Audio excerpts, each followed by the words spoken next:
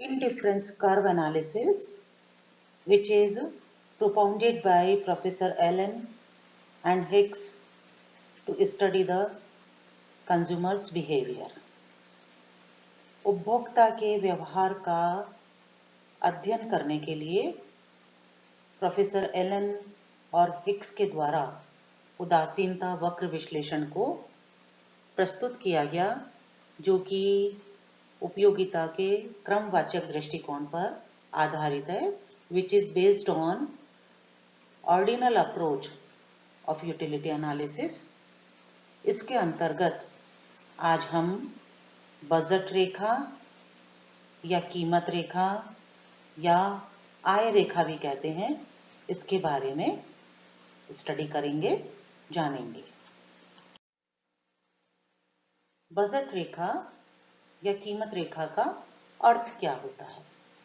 अभी तक हमने उदासीनता वक्रों के बारे में जाना, इंडिफरेंस कर्व्स के बारे में जाना, और हमने ये जाना कि उदासीनता वक्र दो वस्तुओं x एंड y के ऐसे कॉम्बिनेशंस को शो करता है जो कि समान संतुष्टि प्रदान करते हैं।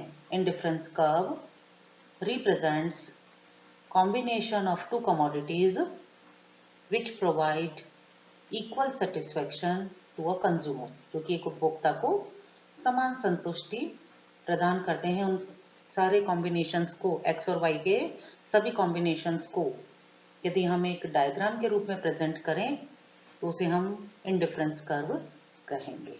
जब हमने इंडिफरेंस कर्व बनाया, उसका जब हमने एग्जाम्पल लिया, तो इंडिफरेंस कर्व बनाते समय उपभोक्ता अपनी इनकम या वस्तु की कीमतों को ध्यान में नहीं रखता। इन दोनों बातों को ध्यान में रखे बिना उदासीनता वक्र बनाए गए और x और y दो वस्तुओं के डिफरेंट जो कॉम्बिनेशंस बनाए जब उपभोक्ता ने अपनी आवश्यकताओं को पूरा करने के लिए, उस समय उपभोक्ता की आय और वस्तुओं की कीमतों को ध्यान में नहीं रखा जाता है।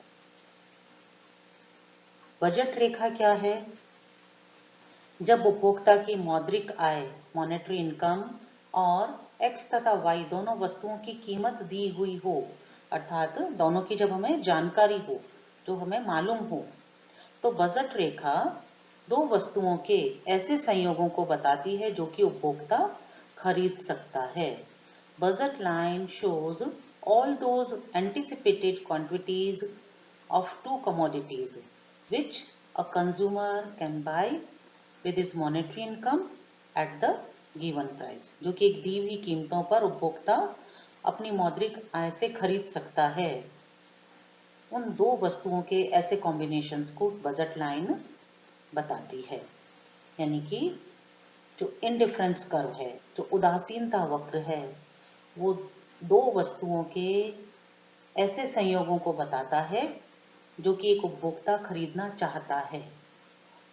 और कीमत रेखा या बजट रेखा दो वस्तुओं के ऐसे कॉम्बिनेशंस को बताती है जो कि यदि उपभोक्ता की आय और दोनों वस्तुओं की कीमतें यदि हमें मालूम हो, तो ऐसे कॉम्बिनेशंस को बताती है जो कि एक उपभोक्ता वास्तव में जिनको खरीद सकता है, उसे बजट रेखा बताती है।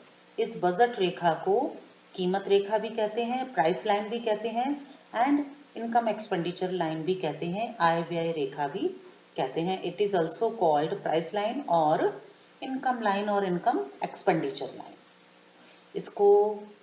इसका स्लोप ऑफ प्राइस लाइन को कैसे मालूम किया जाता है? कीमत रेखा का ढाल का कैलकुलेशन करने के लिए इसका फॉर्मूला क्या है? Price of X commodity, X वस्तु की कीमत is divided by price of Y commodity, Y वस्तु की कीमत से यदि भाग दे दिया जाए तो हम कीमत रेखा के ढाल को ज्ञात कर सकते हैं। And in short, formula is price of X divided by price of Y. कीमत रेखा का ढाल का फॉर्मूला क्या है? Price of X divided by price of Y. So what is budget line? Budget line एक उपभोक्ता के लिए दो वस्तुओं के ऐसे कॉम्बिनेशंस को बताती है जो कि उपभोक्ता वास्तव में खरीद सकता है।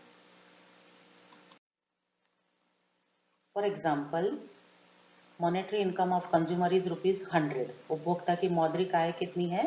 100 रुपये। एक्स वस्तु की कीमत है 20 रुपये एंड वाई वस्तु की कीमत है 10 रुपीज। यदि उपभोक्ता 100 रुपीज पूरे एक्स वस्तु पर ही खर्च करे तो वो एक्स वस्तु की 5 यूनिट्स परचेज कर सकता है, और यदि वो पूरे 100 रुपीज वाई वस्तु पर खर्च करे तो वो वाई वस्तु की 10 इकाइयों को खरीद सकता है। तो ये दोनों एक्सट्रीम पॉइंट हैं, P एंड L। ओके, इन दोनों पॉइंट्स को यदि जोड़ दिया जाए तो हमें बजट रेखा प्राप्त हो जाएगी, और इस बजट रेखा पर स्थित प्रत्येक कॉम्बिनेशन एक्स और वाई का ये वो कॉम्बिनेशन है जिन्हें कि उपभोक्ता खरीद सकता है।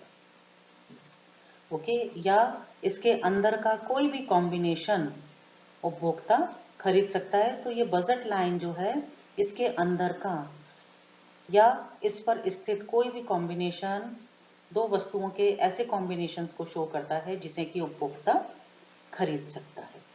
तो इसे अटेनेबल एरिया कहते हैं, संभाव्य क्षेत्र कहते हैं, जो कि बजट लाइन के अंदर का एरिया होता है, और बजट लाइन के बाहर का जो एरिया है वो अनअटेनेबल एरिया या असंभाव्य क्षेत्र कहलाता है। जैसे पॉइंट डी हमने बताया है, ऐसा कॉम्बिनेशन है जिसे कि उपभोक्ता नहीं खरीद सकता है क्योंकि उसकी ये मॉनेटरी इनकम से बाहर का क्षेत्र है।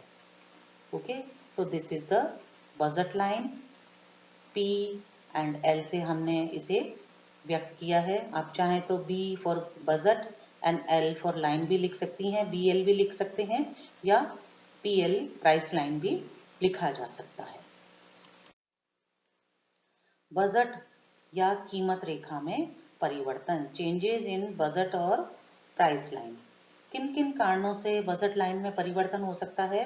First is change in price of X commodity, यदि एक्स वस्तु की कीमत में परिवर्तन हो जाए। फॉर एग्जाम्पल, जब उपभोक्ता की आय 100 रुपये दी हुई थी, एक्स वस्तु की कीमत थी 20 rupees per unit and Y वस्तु की कीमत थी ₹10 पर यूनिट। एक वस्तु की इकाई की कीमत थी वाई की 10 रुपये। तो हमारी जो कीमत रेखा आई थी वो PL है, ये हमारी PL कीमत रेखा है। अब यदि एक्स वस्तु की कीमत कम हो जाती है, मान लीजिए वो 20 रुपये से कम होकर 15 रुपीज पर यूनिट, 15 रुपये प्रति इकाई या 10 रुपये प्रति इकाई हो जाती है, तो हम एक्स की पहले से अधिक इकाइयां खरीद पाएंगे। वाई वस्तु की कीमत में कोई परिवर्तन नहीं हुआ, इट रिमेन्स कांस्टेंट, वो स्थिर है, it is still ₹10 per unit. ये वाई वस्तु की कीमत अभी भी 10 रुपये प्रति इकाई है, तो उपभोक्ता वाई की तो OP इकाइयां ही खरीद पाएगा मैक्सिमम, यदि पूरे 100 रुपीज वाई पर खर्च करें। लेकिन क्योंकि अब एक्स की कीमत कम हो गई है तो उपभोक्ता एक्स की अब पहले से ज्यादा इकाइयां खरीदने में समर्थ होगा, इसलिए हमारी जो नई कीमत रेखा होगी वो PL1 हो जाएगी। यदि एक्स वस्तु की कीमत इंक्रीज हो जाती है, बढ़ जाती है, 20 रुपीज पर यूनिट से बढ़कर 25 रुपया प्रति इकाई या 30 रुपये प्रति इकाई या 40 रुपये प्रति इकाई जो भी है वो हो जाती है, तो उपभोक्ता अब एक्स की पहले से कम इकाइयां खरीद पाएगा। वाई वस्तु की कीमत में कोई परिवर्तन नहीं हुआ है, इसलिए इसकी तो इकाइयां OP के बराबर ही रहेंगी, लेकिन एक्स क्योंकि अब पहले से महंगा हो गया है, इसलिए उपभोक्ता अब एक्स की पहले से कम इकाइयां ही परचेज कर पाएगा। तो हमारी जो नई प्राइस लाइन या बजट लाइन आएगी वो क्या होगी? BL2। तो यदि एक्स की कीमत कम हो जाती है तो प्राइस लाइन PL1 हो जाएगी, और यदि एक्स की कीमत इंक्रीज हो जाती है, बढ़ जाती है, तो प्राइस लाइन, हमारी नई प्राइस लाइन होगी PL2।